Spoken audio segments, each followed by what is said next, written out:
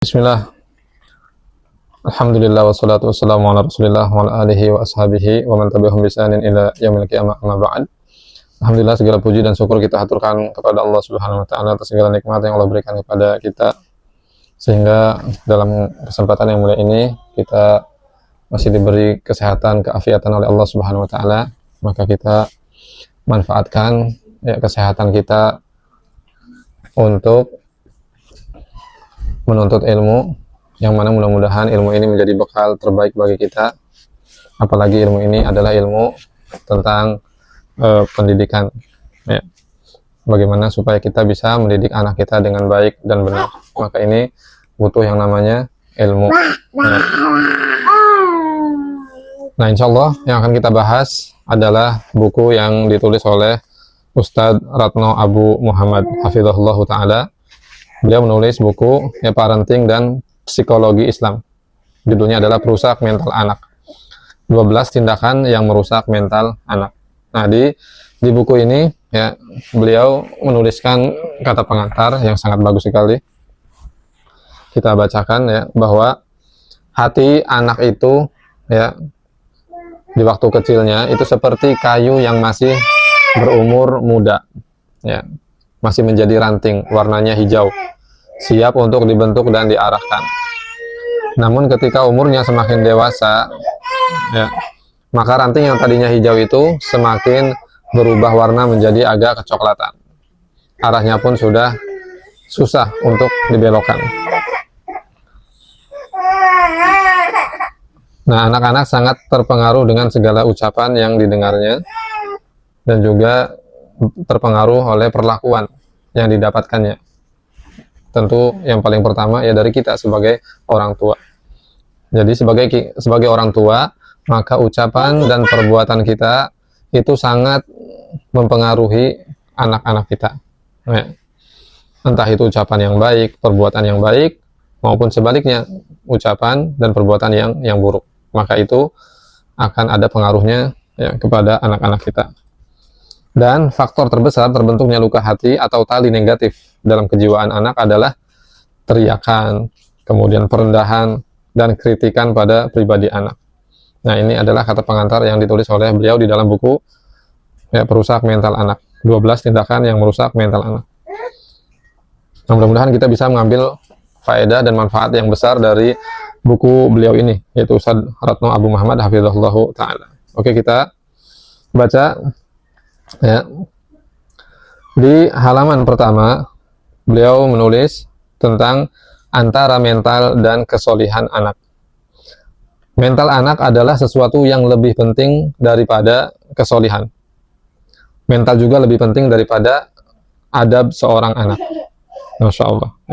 Kita akan tahu dengan kita membaca tulisan beliau selanjutnya. Kenapa? Karena jika seorang anak sudah memiliki kesolihan dan juga adab yang baik, tapi tidak memiliki mental yang kuat, maka bisa jadi suatu saat dia akan kehilangan kesolihan dan juga adab yang baik tersebut. Contohnya seperti jika ada yang mencela atau tidak ada yang memberi dukungan kepadanya, baik lingkungan, teman, keluarga, ataupun yang lainnya, maka mental dia bisa down. Yang tadinya dia solih dan adabnya bagus, tapi ternyata ketika mentalnya ini mental kerupuk, mentalnya lemah, maka ketika dicela terus didiamkan, tidak ada dukungan, tidak diberi dukungan, maka dia akan down. Nah, ini bahaya, jadi bisa menjangkiti kesolihan dan juga adabnya. Nah, kemudian jika seorang anak telah memiliki mental yang kuat, akan tetapi ketika seorang anak memiliki mental yang kuat, meskipun dia belum memiliki kesolihan dan adab yang baik, maka insya Allah masih ada waktu untuk memperbaiki. Nah, lalu kapan pembentukan mental untuk anak ini? Supaya mental anak ini menjadi mental yang kuat. Nah, mental anak ini dibentuk dari usia 0 sampai 7 tahun. Jadi 0 sampai berapa? 7 tahun. Jika di umur 0 sampai 7 tahun ini seorang anak memiliki mental yang kuat, maka insya Allah dengan izin Allah dia akan terus memilikinya. Ya. Tetapi jika di usia 0 sampai 7 tahun ini mental anak sudah hancur lebur atau lemah, maka butuh waktu yang lama untuk mengobati. Bahkan susah untuk diobati di waktu tuanya. Ya. Ya, jadi usia berapa? Ya. Nah, usia mental anak itu dibentuk dari 0 sampai 7 tahun. Jadi di usia ini mental anak itu dibentuk. Maka kita sebagai orang tua memiliki peran yang besar untuk bisa membentuk mental anak menjadi mental yang kuat di usia 0 sampai 7 tahun. Ya. Insya Allah kalau kita berhasil di usia ini 0 sampai 7 tahun membangun mental anak menjadi mental yang kuat, maka insya Allah ya, mentalnya akan terus kuat hingga dia dewasa. Tapi kalau di usia 0 sampai 7 tahun kita gagal membentuk mental yang kuat untuk anak, maka khawatir ya, kita akan kesusahan untuk memperbaikinya ketika dia sudah dewasa, bahkan akan bisa terbawa sampai nanti dia tua. Ya, sehingga tidak heran banyak orang sudah dewasa bahkan sudah tua berumur tetapi mentalnya mental kerupuk, mental lemah, tidak kuat. Waliyadzubillah. Kemudian berikutnya ya, mental itu sangat penting. Ya, ayah bunda sekalian, barakallahu fikum. Nabi SAW itu pernah berdoa kepada Allah Subhanahu Wa Taala, ya, meminta kepada Allah agar menjadikan dua tokoh besar pada masa itu, ya, agar dua tokoh ini atau salah satu dari dua tokoh ini masuk ke dalam agama Islam. Kenapa Nabi SAW menyebut dua tokoh ini? Karena dua tokoh ini dikenal sebagai dua tokoh yang bermental kuat. Artinya susah dua orang ini untuk dijatuhkan, susah untuk dibully, ya tidak bisa, susah untuk dilawan, karena memiliki pengaruh yang kuat, ya. Memiliki mental yang kuat. Siapa kedua ini? Yaitu Abu Jahal dan Umar bin Khattab radhiyallahu anhu. Jadi mereka berdua ketika masih, ya maksudnya Umar ketika masih dalam kekafiran, dan juga Abu Jahal ini, kalau Abu Jahal ya kafir sampai wafat. Ya. Nah, keduanya ini itu bangga sekali dengan kekafiran yang dianut keduanya. Itu penyembahan kepada berhala. Dan mereka berdua ini tidak cengeng. Mereka berdua ini orang hebat. Dan mereka berdua ini berpegang teguh dengan keyakinannya. Dan tidak ada yang bisa menggoyahkan keduanya. Ya, subhanallah. Sampai kemudian Nabi SAW berdoa kepada Allah Subhanahu Wa Taala, Allahumma a'izzal Islam bi ahabbi hadain ar-rajulain ilaik, bi Abi Jahal atau bi Umar ibn al-Khattab. Ya, hadis riwayat Tirmidzi dinilai sahih oleh Syekh Al-Albani. Ya Allah, kuatkanlah Islam dengan ya, salah satu dari dua orang ini yang paling engkau cintai, Abu Jahal atau Umar bin Khattab. Kemudian siapa yang dicintai oleh Allah SWT dari dua laki-laki ini? Umar bin Khattab radhiyallahu anhu. Subhanallah. Ketika Umar bin Khattab radhiyallahu anhu masuk ke dalam Islam, ya, Umar bin Khattab membawa pengaruh yang dahsyat, ya, karena beliau bermental yang kuat dan mental kuatnya ini mempengaruhi kaum muslimin yang lain, ya, sehingga Islam pada masa itu menjadi kuat. Ya, bahkan Nabi SAW menyebutkan tentang bagaimana mental seorang Umar bin Khattab radhiyallahu anhu, ya, saking kuatnya mental beliau,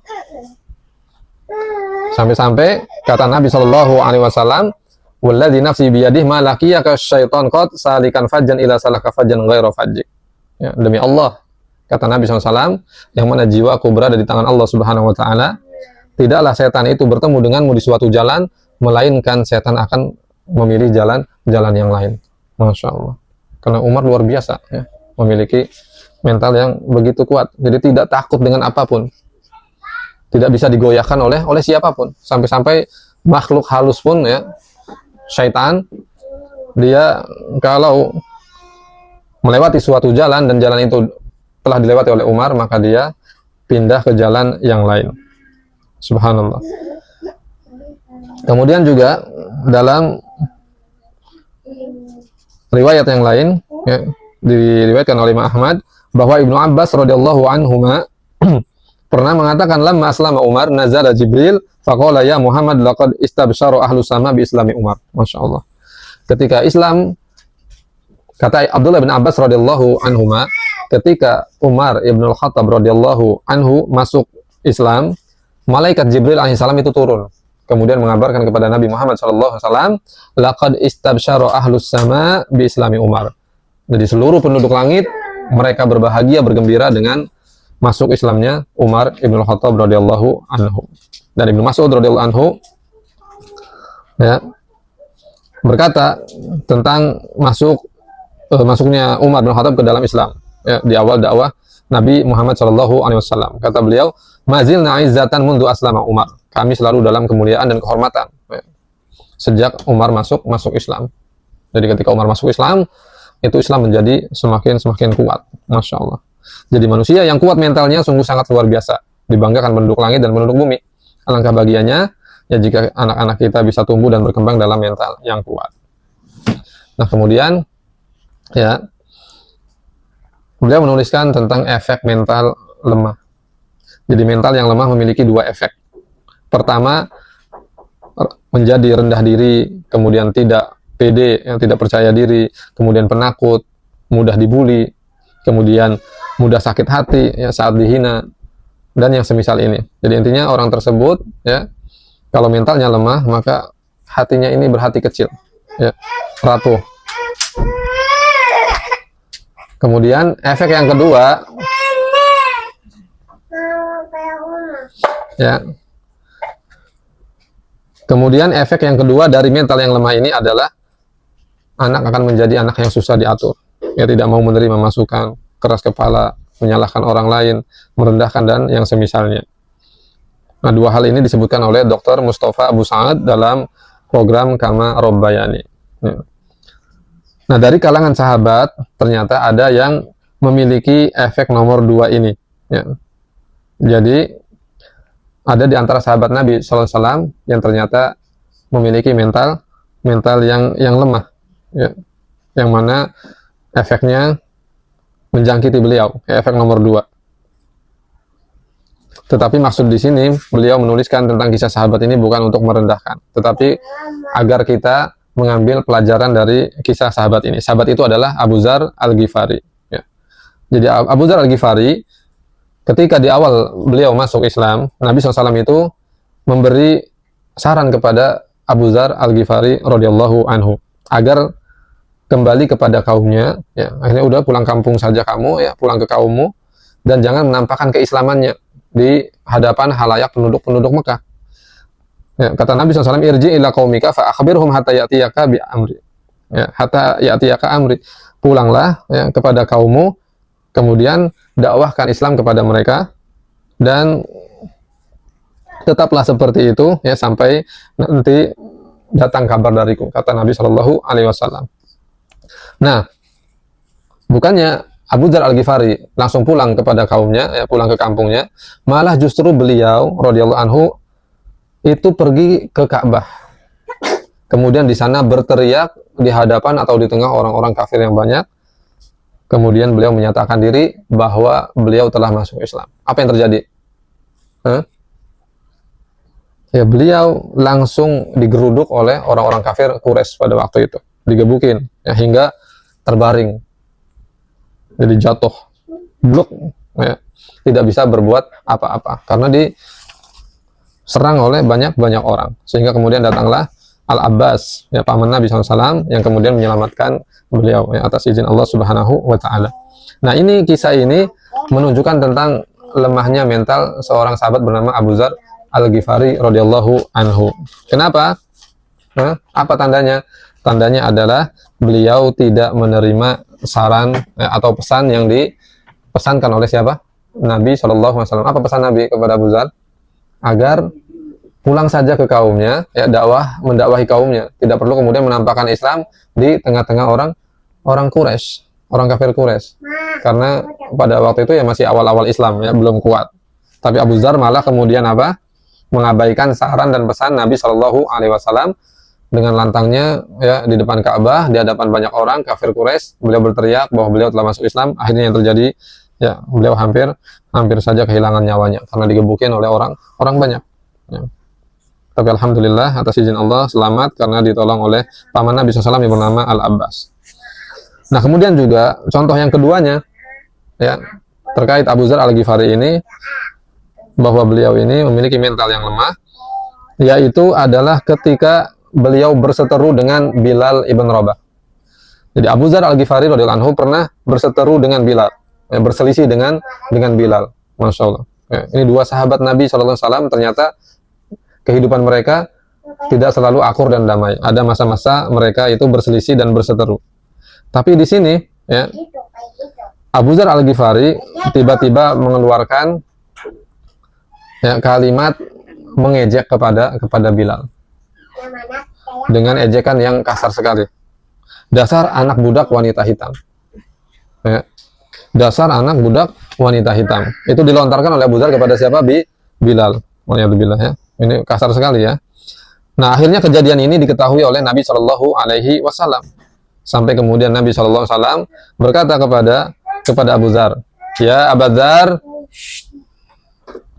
a'ayyartahu bi ummi innaka mru'un fika jahiliyah.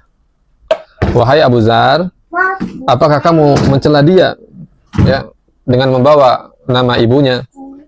Sungguh pada dirimu ada sisa-sisa sifat jahiliyah. Allahu Akbar. Ya. Nah, sifat seperti ini juga merupakan tanda lemah mental. Ya, ketika berselisih, ribut, kemudian melontarkan kalimat-kalimat yang jelek. Alhamdulillah. Mungkin ini juga kayaknya ada pada diri kita. Ya. Astagfirullah. Itu menunjukkan diri kita ini mentalnya masih mental lemah, mental kerupuk. Ya, ketika berselisih, ribut, kemudian melontarkan kalimat-kalimat yang buruk, yang jelek. Nah, ini menunjukkan mental lemah pada diri kita. Nah, ini jangan sampai ada pada anak-anak kita. Kemudian pelajaran tentang ini disampaikan juga ya oleh Dr. Mustafa Abu Sa'ad ketika menjelaskan tentang tujuan pendidikan dalam program Kamarul Bayani. Dan Nabi SAW itu pernah berpesan kepada Abu Dzar agar tidak menjadi pemimpin. Ya. Bukan hanya pemimpin banyak orang, bahkan memimpin 2 orang pun tidak diizinkan oleh Nabi SAW. Karena apa? Nabi SAW melihat Abu Dzar ini seorang sahabat yang mentalnya tidak kuat. Jadi mentalnya mental yang lemah, tidak bisa memimpin. Ya, jangankan banyak orang, memimpin 2 orang saja ya tidak dibolehkan oleh Nabi Shallallahu Alaihi Wasallam. Dalam hadis riwayat Imam Muslim, Nabi SAW bersabda kepada Abu Dzar, ya Abu Dzar, ini aroka do'ifan. Wahai Abu Dzar, sesungguhnya aku melihatmu ini lemah. Ya, jadi lemah secara mental. Kalau iman ya tentu kita tidak meragukan iman para sahabat Nabi Shallallahu Alaihi Wasallam. Tetapi maksudnya di sini lemah secara mental. Wa ini uhibbu laka ma uhibbu li nafsi. Aku itu cinta ya kepada engkau sebagaimana cinta kepada diri sendiri. Aku cinta sesuatu apa untukmu, apa yang aku cinta untuk diriku sendiri, kata Nabi SAW. Kemudian maksudnya Nabi ini memberi nasihat kepada Abu Dzar atas dasar cinta. Nah, kata Abu Dzar apa? La ta'amaronna ala isnain. Janganlah kamu memimpin 2 orang. Masya Allah. Jangankan banyak orang, 2 orang saja tidak dibolehkan oleh siapa? Nabi SAW. Jangan pernah engkau memimpin 2 orang. Ya. Wala tawalayanna ma la yatim, dan jangan pernah engkau mengurusi harta anak yatim. Nah, ini pesan Rasulullah SAW kepada Abu Dzar, karena Abu Dzar ini seorang yang lemah secara mental sehingga tidak diperkenankan oleh Nabi untuk menjadi pemimpin. Jangankan banyak orang, 2 orang saja tidak boleh ya memimpin 2 orang. Dan juga dilarang oleh Nabi agar Abu Dzar ini jangan mengurusi harta anak yatim. Nah, kemudian ya, ini poin yang terakhir yang kita kaji pada malam ini tentang kisah pemuda, dia hafal Quran tetapi lemah mentalnya. Dr. Mustafa Abu Sa'ad pernah menceritakan bahwa ada pemuda yang dia hafal Quran tapi lemah secara mental. Dan pemuda ini adalah pemuda yang soleh. Ya, secara agama itu masya Allah baik, bagus. Ya. Dan juga dia berbakti kepada kedua orang tuanya, taat. Tetapi mungkin di usia tadi berapa yang kita sebutkan di awal, 0 sampai 7 tahunnya dia tidak mendapatkan pendidikan mental yang baik, ya. Tidak mendapatkan pendidikan mental yang kuat, ya. Jadi orang tuanya mungkin lupa memperhatikan mental anaknya di usia 0 sampai 7 tahun, ya, lebih fokus pada atau lebih perhatian kepada hal yang lain, sehingga anak ini ya secara mentalnya lemah. Dia solih, baik, ya, hafal Quran, berbakti kepada orang tua, tetapi bersamaan dengan kelebihan itu ternyata mentalnya lemah. Kemudian dia pergi ke negeri barat untuk belajar di sana. Tidak lama ya dia pulang dari barat, ternyata kemudian apa? Dia memiliki visi dia ingin menyebarkan ateisme. Waliyadzubillah. Ya. Apa ateisme? Tidak percaya kepada Tuhan. Waliyadzubillah. Ini sangat bahaya sekali. Jadi orang kalau mentalnya lemah, maka akan mudah terpengaruh dan mudah digoyahkan oleh apapun, kanan kiri atas bawah. Ya. Jadi mudah disenggol. Meskipun dia solih, hafal Quran, ini kalau mentalnya nggak kuat, ini bahaya, mudah goyah dan mudah terpengaruh. Nah, seperti yang diceritakan oleh Dr. Mustafa Abu Sa'ad. Nah, kisah pemuda seperti ini ya banyak di tengah-tengah kita ya. Mungkin tidak hanya yang diceritakan oleh Dr. Mustafa Abu Sa'ad saja, tapi mungkin ada di sana ya pemuda-pemuda yang lainnya yang seperti ini. Solih, hafal Quran, tetapi murtad misalkan. Kemudian ada yang hafal Quran tapi akhlaknya tidak baik, ada yang hafal Quran tetapi melakukan dosa dan kejahatan dan seterusnya, ya, perbuatan-perbuatan yang buruk. Ini semua terjadi kenapa? Karena mentalnya lemah, ya, mentalnya masih mental kerupuk, mental yang lemah. Jadi kehormatan mereka hancur. Waliyadzubillah. Maka kita berlindung kepada Allah SWT dari kelemahan mental dan juga efek-efeknya. Ya. Maka atas dasar ini penting bagi kita ya untuk mempelajari hal ini supaya kita perhatian terhadap mental anak-anak kita. Ya. Jadi jangan sampai kita hanya perhatian kepada akademis mereka, ya nilai belajar mereka, kemudian target hafalan mereka, atau kita perhatian terhadap doa-doa mereka, adab-adab mereka, dan seterusnya. Tapi kemudian kita mengabaikan mental mereka. Ya, ini bahaya. Ya. Jadi 0 sampai 7 tahun itu adalah usia di mana seharusnya orang tua memperhatikan mental anaknya, bagaimana supaya bisa membangun dan membentuk mental anak menjadi mental yang kuat. Ya. Dan ini harus menjadi sesuatu yang diprioritaskan di dalam pendidikan. Ya. Oke, barakallahu fikum jami'an, mudah-mudahan bermanfaat.